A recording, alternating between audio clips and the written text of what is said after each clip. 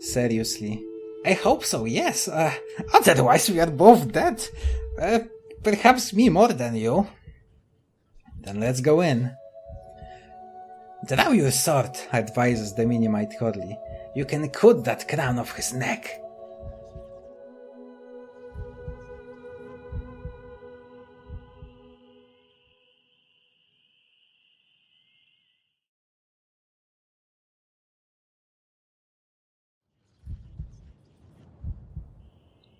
You enter the guard room behind the desk. The old man is sitting, but his expression is not as it was. His eyes are wide with fear. "You're the Analander," he breathes. "You finally come after all this time. Bria saw the truth and here you are." You feel the power of the crown, and then you feel it ebbing gently away under the Minimite's influence. You draw the Analand sword from your scabbard, holding it lightly in your hand. The Archmage covers, his ancient hands shaking. John clambers with some difficulty up onto the desk, struggling to balance without his wings, and the Archmage glares at him with cleared hatred. You reach across the desk and lift the crown from the head of Archmage.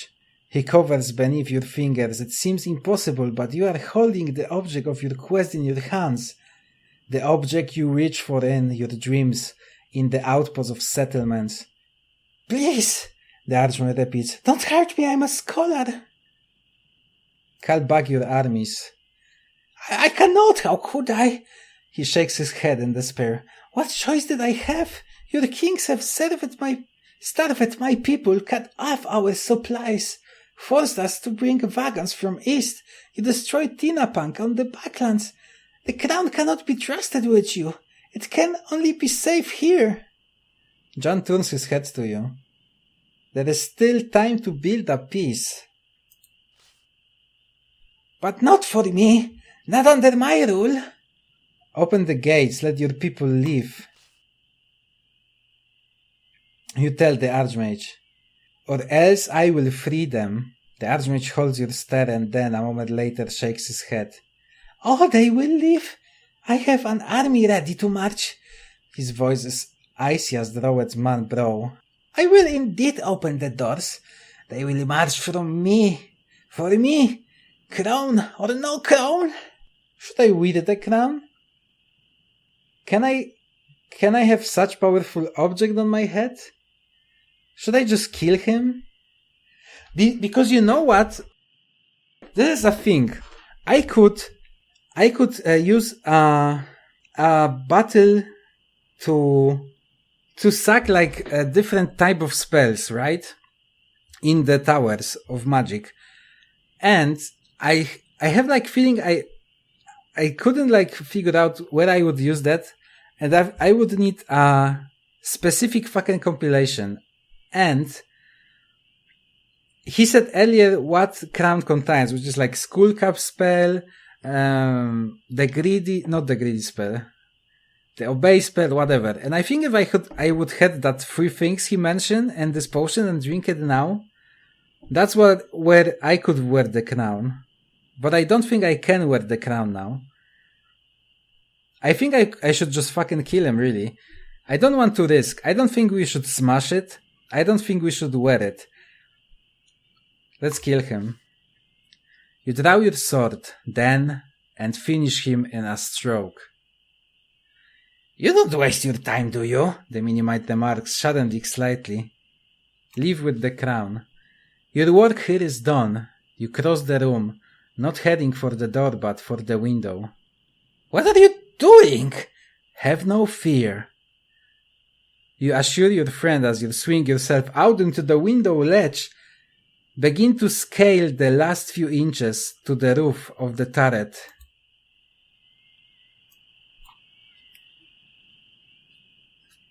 The wind atop of this tower is intense. It tries to rip you from the tiles as taught under the command of the dead Archmage.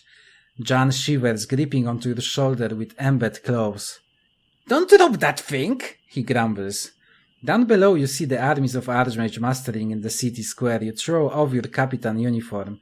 You no longer need it. You lift the crown and wave it high in the air, hoping to catch the sunlight. Nothing happens. I hope you've got a plan for getting down from here, Minimite remarks. As you wait, you look down at the army below. From here it seems small, untrained and ill-equipped, a motley band from the tiny citadel, ill-prepared for the long march west. Without the power of the crown, the power to make a soldier of every woman and man along the road, they cannot hope to succeed. They must surely falter the fate away. But they are not marching. They are surrounding the tower, and at their head you see the Khartoum. Just then you look up, attention taken by a keening sound coming from the west. Here it comes. Jan looks at you curiously, ears pricked. The sound is accompanied by the sound of wings. I don't see anything. He peering over the battlement. I hear it, but I don't see it. You close your eyes and here at the end of things make one last prayer to the fox for a safe and soft landing. Should we call out first? Fuck it, let's just jump. There is nothing for it but to jump. You stand and step from the turret edge, Jan clinging to your arm. You fall too far, past where any eagle might have flown. You tumble the great walls of the tower, flashing past the mountains rising up to meet you. Then there is a sudden rush of air above you. Claws cut your shoulders. Rescued! Squeals Jan, and it seems he is right. You have been cut. The great bird has you and will not let you fall. You are lifted slowly into the air. Flying.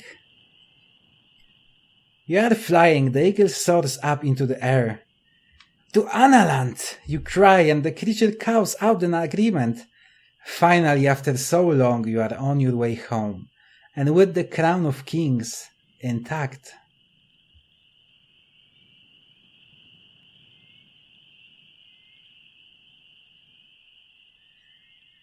The journey to Analand is dazzling fast. The eagles fly high and do not stop. You clutch into your pack, the weight of the crown inside seeming to be nothing. You fly past the waves of the backlands and the walls of Kare, coming into view of the Shamonanti hills once more. So tell me, why didn't the eagle simply fly you into Mapang? That is the same thing I wanted to ask Frodo and Gandalf from Lord of the Rings. Why they just not fucking fly into the Mordor and drop the fucking ring there? I'm not sure. You reply, most likely the Archmage had ways to see them, but I still don't understand. Couldn't they have flown you a little closer at least? Over Kare? It was a question of risk. Surely the risk of sending one man alone is greater than a few eagles carrying people on their backs. The Archmage did not have any invisible beards. They were needed to defend Analand, I guess. But weren't they waiting near Mapang to plug you out of the sky? I'm telling you, there is some other reason. But before you can argue back, the creature below you blinks sharply and conversation is lost. You turn in the air.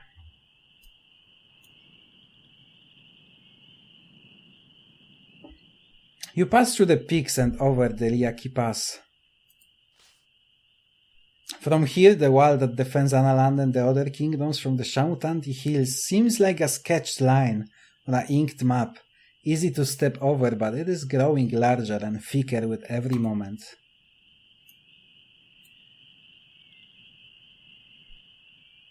You follow the course of a river. The curves through the mid-key forest. Jan grins at you, enjoying the open air. You're a hero, you know. You cry over the wind. I was just thinking that. I am the savior of Analand. He leaps in the air then. Hurried grabs the eagle feathers once more. They'll make statue of you. You call back. I hope they put wings on it. Wings of Minimize, they are important, you know. Then the eagle begins to glide lower. The eagles are skimming the elven village where you were once tied up. For the first time you begin to feel nervous. What if the Archmage was right? What if the crown is too powerful to entrust Analand's king?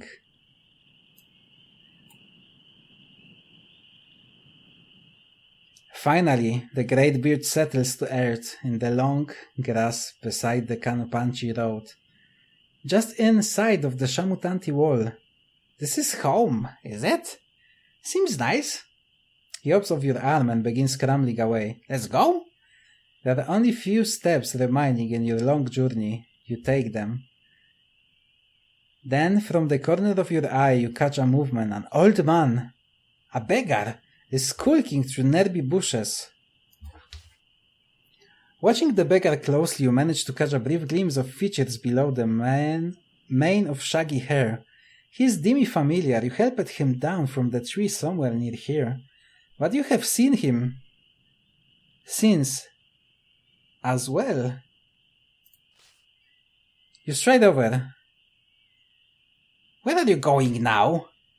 That's the wrong way. The old man leaps out to meet you, half wave.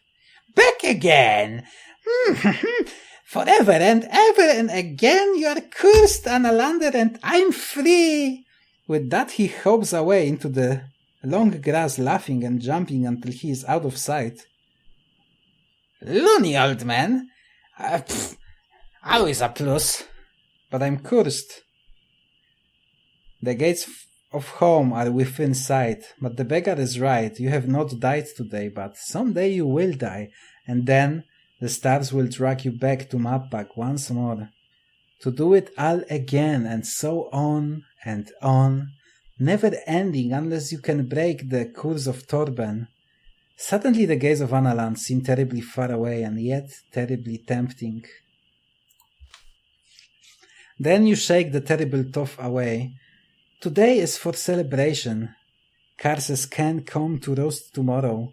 You shake off the beggar's dire words. This is your moment, and no vagabond will spoil it. You make your way to the Shamutanti gate. I could kill myself there, I think. As you approach the gates, you feel the fox, ever fightful, running along beside you. You pause beside the enormous sealed gates. Cupping your hands to your mouth, you cry out. The Analander returns! A sergeant appeared at the top of the wall, one you do not recognize. Show her the crown. You hold out the crown, but the sergeant just looks at it blankly. She does not know it for what it is. Analander, is that really you? It is. You nod, and great cry goes up across all the sentry position, an outputting of joy and relief. John elbows you. They like you. The gates are thrown wide. You walk through the wall into your home.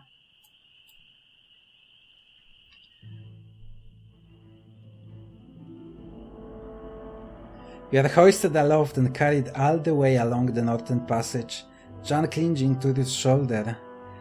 You have saved the old world from the Archmage and restored the ancient order of things. The king and the tanks of give kingdoms await. Stories will be sung of the Analander who walked the old world and returned alive. The effects of your journey will be felt from Analand to Zanzurus. Soon every village something, and when the backlands are rebuilt, it will be in your honor. The Archmage is dead. His people will rise up and be free under the leadership of Kortum. But you yourself still suffer Tarben's curse. One day you will die and return to Citadel of Sorceress. Perhaps next time you will find a way to save yourself.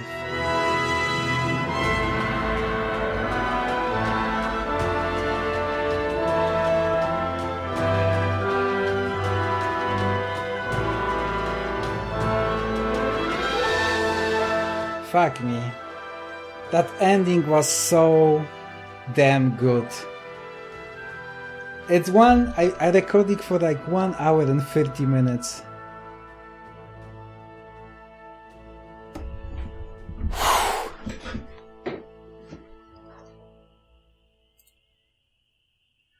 Your 22-day journey is complete, covering all 4 parts of Sorcery adventure.